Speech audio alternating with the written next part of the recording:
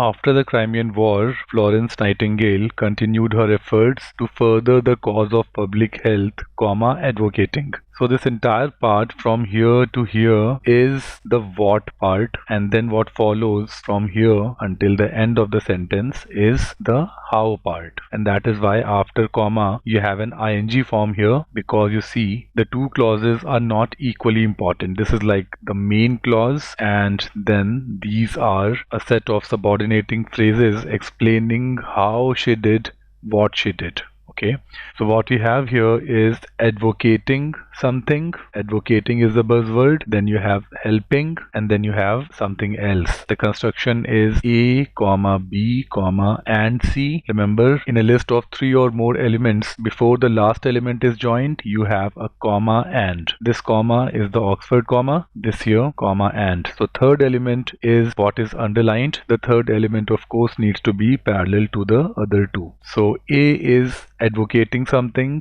B is helping someone, and C needs to be something on the same lines. Advocating, helping, so establishing. Answer choices which have establishment can comfortably go. Establishment is not parallel to advocating and helping, so A and E can comfortably go.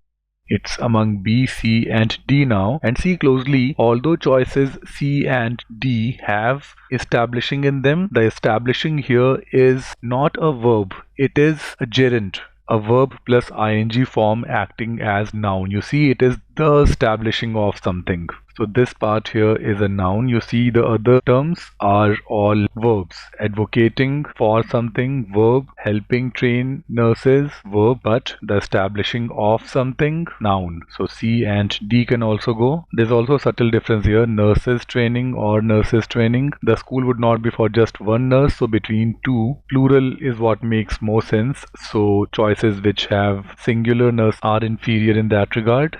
Let's confirm choice B. So after the Crimean War, she continued her efforts to further the cause of public health. How? By advocating for something, helping train nurses, and establishing the first formal school for nurses training. Makes complete sense.